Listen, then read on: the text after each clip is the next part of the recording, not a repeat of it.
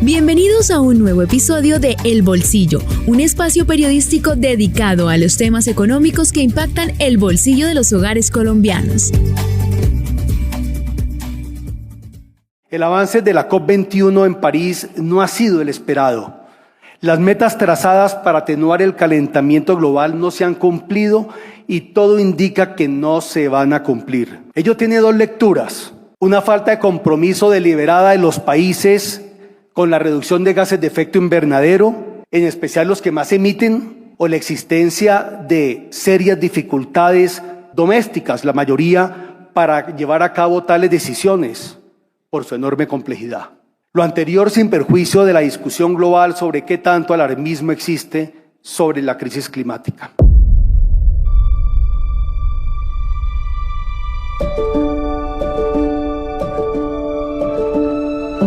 Esta es la voz de Francisco José Lloreda en la clausura de la quinta cumbre de petróleo, gas y energía en Bogotá, en noviembre del 2022, como presidente de la Asociación Colombiana del Petróleo y Gas, ASP. Hoy, 7 meses después, Francisco va preparando sus maletas porque dejará este gremio de la industria de hidrocarburos. Este hombre, que ha estado al frente de este gremio por tantos años, se considera un hombre optimista y de esperanza. Así se cataloga tras su paso por la presidencia ejecutiva de la Asociación Colombiana del Petróleo y Gas. Además, 9 años al frente de este gremio le bastaron para convertirse en un acérrimo defensor de la industria de hidrocarburos en Colombia y aún más en el gobierno Petro. Vanguardia Podcast.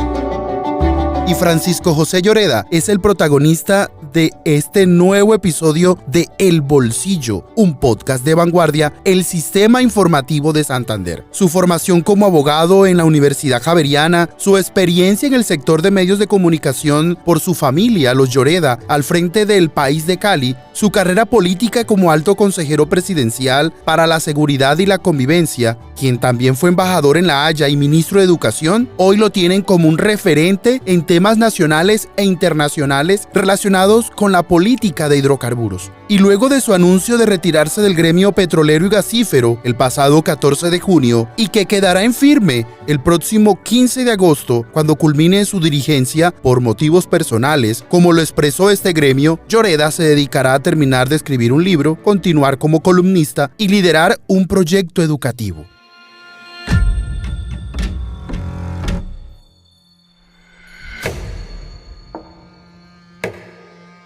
Este dirigente gremial le abrió su corazón a Vanguardia para hablar de su familia, de la enfermedad que padeció cuando fue joven, sus proyectos personales, sus publicaciones en Twitter, la crisis de la industria y sus fuertes encontrones y diferencias con la política petrolera del actual gobierno. Y en diálogo con El Bolsillo, un podcast de Vanguardia, el sistema informativo de Santander, Francisco José, quien tiene una maestría en administración pública y otra en políticas públicas en América Latina y quien es doctor en política, revela detalles de su salida, a qué se va a dedicar, qué piensa de este gobierno y cómo ve el futuro del sector de hidrocarburos. Los invito a escuchar la entrevista que tuvimos con Francisco José Lloreda, presidente de la ACP. Vanguardia Podcast. Bueno, doctor Lloreda, usted toma una decisión de retirarse del gremio, luego de estos años al frente de un gremio importante para el país, por lo que representa. ¿Qué satisfacción le deja a usted haber liderado la ACP?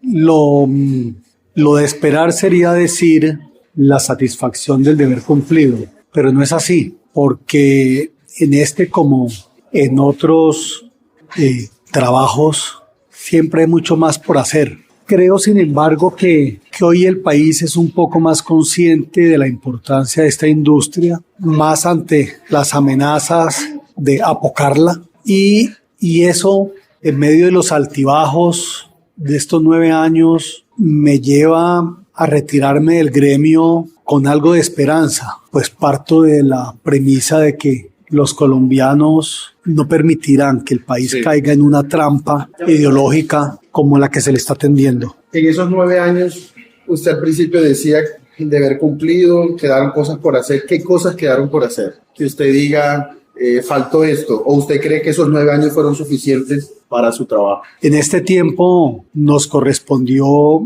enfrentar dos crisis de precios. una en el 2015, otra ocasionada por la pandemia en el 2020, en las que las empresas se volvieron más eficientes. Y si bien Colombia vio reducida su producción, ha logrado mantenerla, aunque eso no ocurrirá por mucho tiempo. Varios desafíos. Uno, lograr que en los territorios se vea la industria como un aliado y no como el sector que hay que esquilmar. El segundo, hacer un mejor uso de los recursos que esta industria le aporta al país y a la región en vía regalías. Infortunadamente, a la vuelta del tiempo y al mirar atrás, creo que vamos a lamentar no haber utilizado esos recursos de una manera más estratégica para darle un impulso decidido al país en materia de desarrollo y a las regiones. Eso es de lo estructural. Y ya retos de coyuntura, se viene un tema muy grueso y es la negociación con el ELN. No solo por tratarse de un proceso con tantas incertidumbres, sino porque no es tan claro que el actual gobierno se la vaya a jugar por esta industria. Ojalá esté equivocado, pero ese necesariamente va a ser un asunto medular, no solo del gremio, sino de todos los colombianos en los años siguientes. Usted mencionaba una palabra al principio que me llamó mucho la atención y es esperanza. ¿Usted se considera un hombre de esperanza, optimista, como están las condiciones, o más bien esperar a ver qué pasa en estos 3 años de este gobierno y ya con un nuevo gobierno las cosas cambien? Yo soy optimista por naturaleza. Si no, hace tiempo habría tenido que renunciar. Pues no han sido años fáciles. No. Y soy optimista respecto de la industria porque creo en la sensatez del ser humano y en la sensatez de los colombianos. Y apostarle a destruir esta industria raya con la lógica y el sentido común. Pero más allá de la industria, porque yo llevo muchos años viviendo horas extras. Poco me refiero a un cáncer que yo tuve a los 15 años. Porque creo que uno no debe hacer alarde de esas experiencias, más cuando todos en la vida tenemos dificultades, independiente que sean de salud, económicas. Así es la vida, y la vida no es justa. Pero sí esa vivencia me marcó y me enseñó que la vida se gana día a día. Una anécdota para ejemplificar lo que digo, y es: yo me acostaba todos los días en medio del tratamiento de quimioterapia y en el momento de mayor debilidad a pedirle a Dios solo una cosa: que me diera un día más de vida y que por ningún motivo me fuese a quitar la vida estando dormido. Eso lo consideraba como una traición. Si lo que correspondía era morir, yo esperaba la muerte con los ojos, o sea, mirándola a los ojos. Entonces, el aspirar a un día adicional implicaba también merecerme ese día adicional. Y esas ganas y ese ánimo de vivir, así fuese un día adicional, sí, se convirtió como en un sello distintivo de mi personalidad. Y por eso, en medio de la mayor dificultad, siempre pienso: mañana será otro día y vamos a seguir luchando. Y bueno, ya aquí estoy. Sí. En ese proceso de su condición de salud, pero ahorita como líder gremial en estos 9 años, también como empresario, también cuando estuvo al frente del país, en los diferentes cargos que ha tenido también en el sector público. ¿Qué rol ha cumplido su familia? ¿Lo ha apoyado? ¿Ha sido su bastión? ¿Qué rol ha cumplido su familia para usted? Y más en estos últimos 9 años, como usted lo ha dicho, que han sido momentos duros, porque pareciera que sí, la última década, hecho tras hecho ha pasado tan rápido que una vez se pregunta por qué está pasando tanta cosa. ¿Su familia qué rol ha cumplido ahí con usted? Tengo la fortuna de contar con una familia que además de solidaria es especialmente divertida. Y cuando hablo de familia me refiero pues, no solo a mi familia inmediata, sino al grupo incluso de primos. Somos una familia muy unida y que se ríe de ella misma con gran sentido del humor y en últimas pues que no se toma como la vida tan en serio. ¿Por qué digo esto? Porque si bien hay situaciones que uno debe enfrentar con la trascendencia que ameritan, a veces nos preocupamos mucho por cosas que nunca llegan a pasar y eso requiere entonces como un balance en los distintos periplos de mi vida en momentos de satisfacción, en momentos de frustración. Pues, yo siempre he contado con el apoyo de mi familia, de mis hijos. ¿Lo regañaban o le decían ánimo? De quien era mi señora, de mis padres, por supuesto. Es decir, no me puedo quejar. Mi familia ha sido un soporte, no ajena a la crítica, y eso está bien. Usted hablaba de horas extras. Usted se va a ir a descansar, va a ir a estudiar, se va de vacaciones. Ahora que termine su paso por la ACP. Hacer lo que he hecho toda mi vida, tratar de aportarle al país desde distintos escenarios. Lo digo no con falsas pretensiones, porque hace ya muchas décadas yo logré domesticar el ego y sentirse que uno nació para algo extraordinario o que uno es un elegido. Creo que todos los seres humanos, en la medida de las posibilidades, tratamos de darle un sentido a nuestras vidas, eso está bien, pero de ahí a uno pensar que la divina providencia lo ha seleccionado para algo mesiánico, no, yo no creo en eso. Entonces, ¿a qué me voy a dedicar? ¿Cómo aspiro a aportarle al país? De 3 maneras. Una, mi plan inmediato es terminar un libro que estoy escribiendo sobre la industria del petróleo y gas en Colombia en esta coyuntura tan compleja, y esto con un propósito: contribuir a hacer pedagogía, revelando muchas cosas, por supuesto. Lo segundo, tengo un proyecto académico muy interesante que en su momento lo hará público. Se conocerá, porque creo que desde el escenario, desde la educación, se ayuda a formar y se ayuda al país.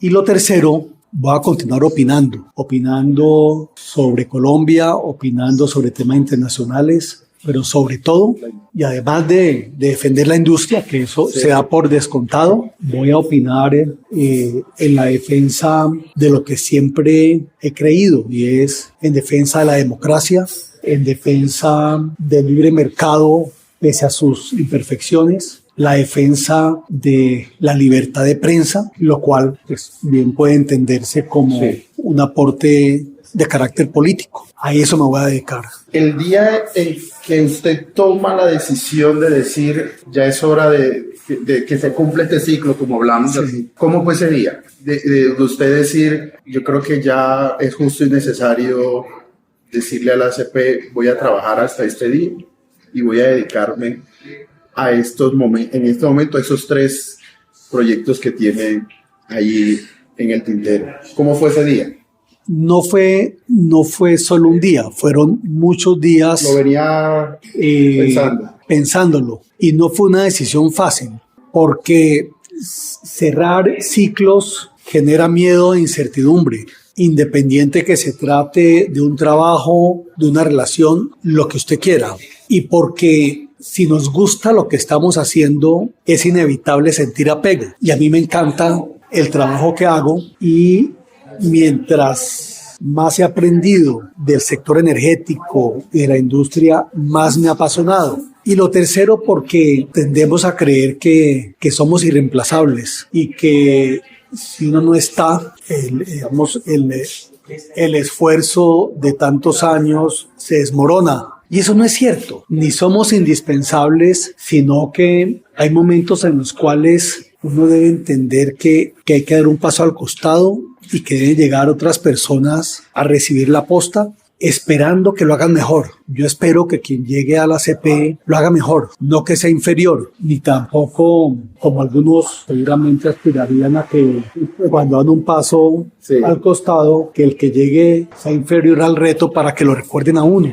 Yo no soy así. Entonces fueron varios días, incluso meses, incluso años. Yo desde hace unos años me he venido preguntando si es el momento, si era el momento de cerrar el ciclo, y también para que la ACP tome un nuevo aire.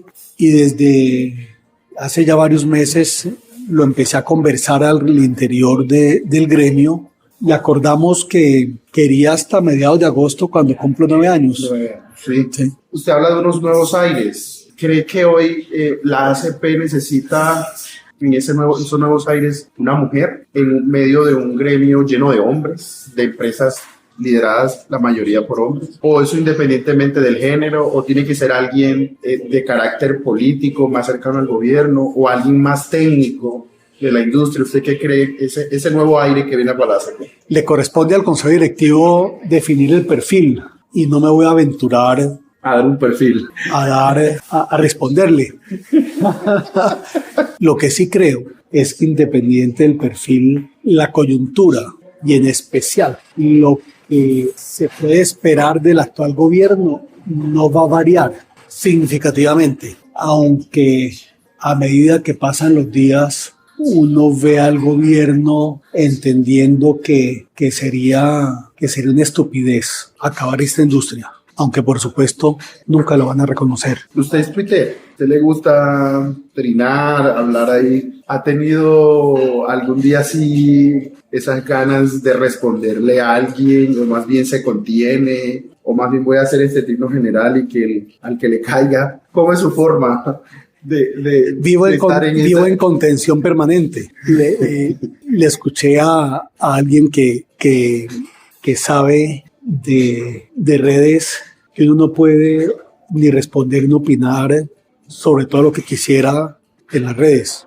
sino que uno debe en lo posible circunscribirse a algunas temáticas, y tienen razón, pero me contengo bastante para lo que quisiera estar diciendo, opinando, no solo sobre la industria, sino sobre muchos temas que me preocupan y me duelen del país. Ahora con la columna me imagino que podrá estructurar mejor. El año pasado, cuando este gobierno empieza y tiene el primer encuentro con la industria, hubo unos días críticos que incluso hasta el mismo presidente en Twitter lo citó, y cuando daba sus discursos, recuerdo en varios congresos hasta lo nombró. ¿Usted se sintió confrontado con el presidente, o más bien fue la calentura del momento y usted se contuvo y más bien asumió una postura más gremial y lo hizo bajo el protocolo del gremio? ¿Cómo vivió ese momento? Parto de una premisa, y es, si viene cada gremio decide cómo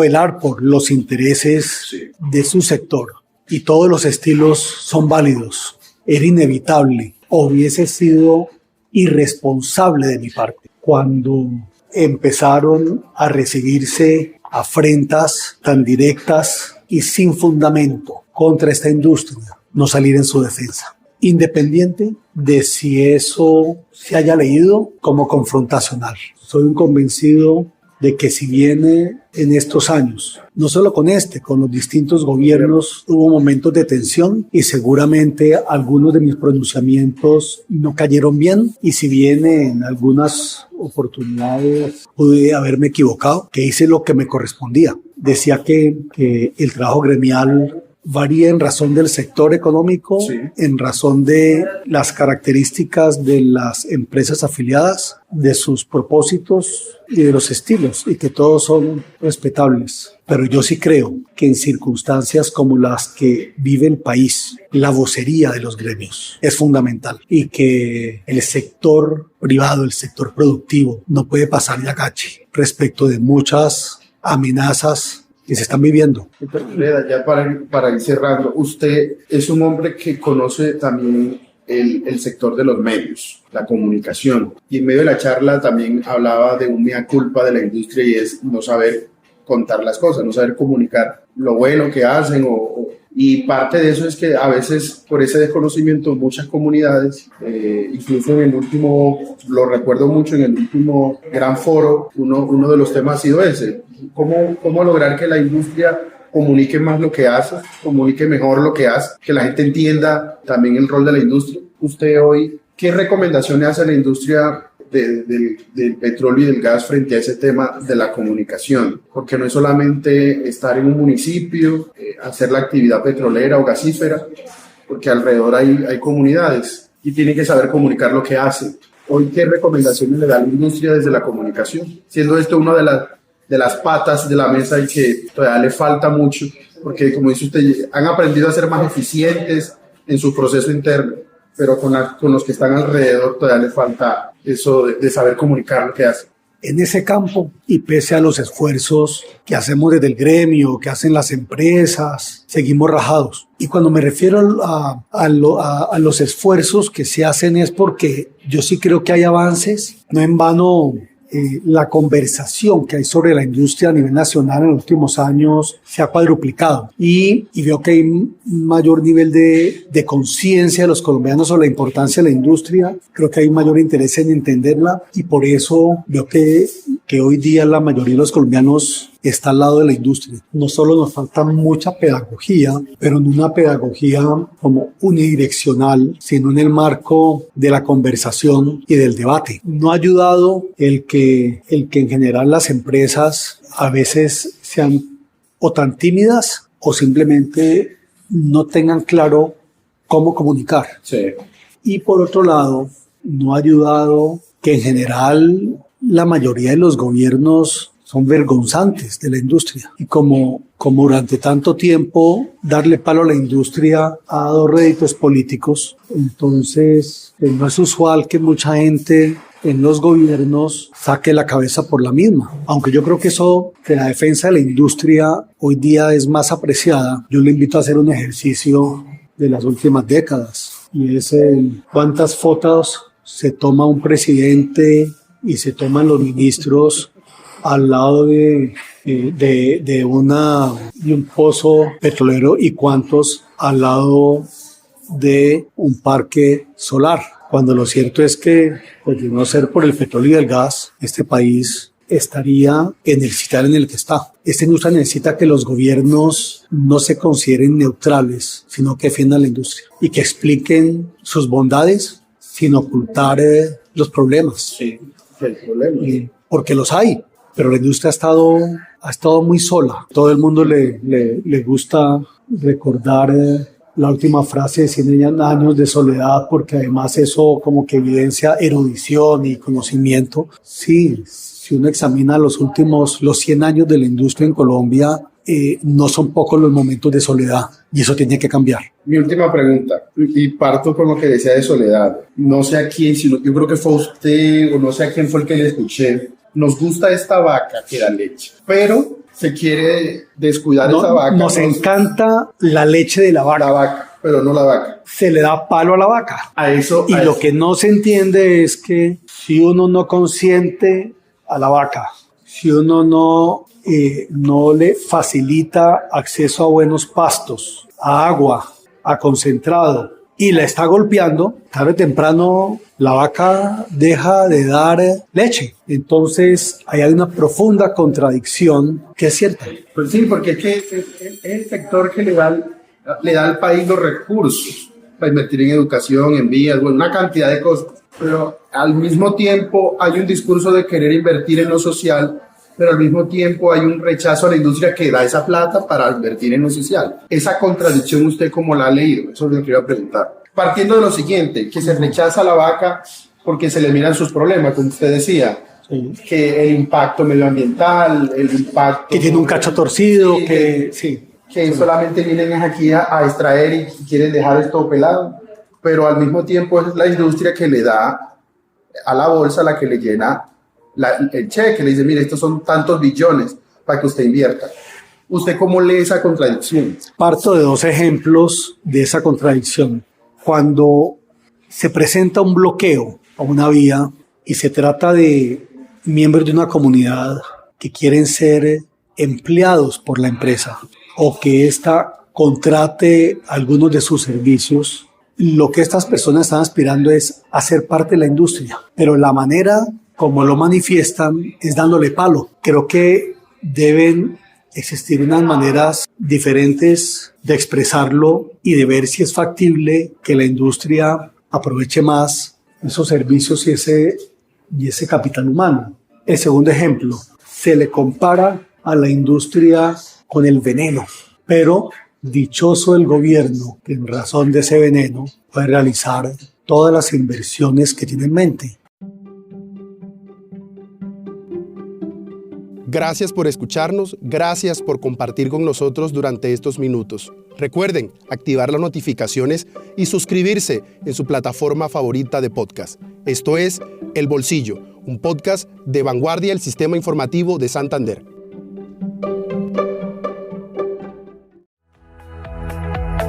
Hemos llegado al final de este podcast. Los esperamos en un nuevo episodio.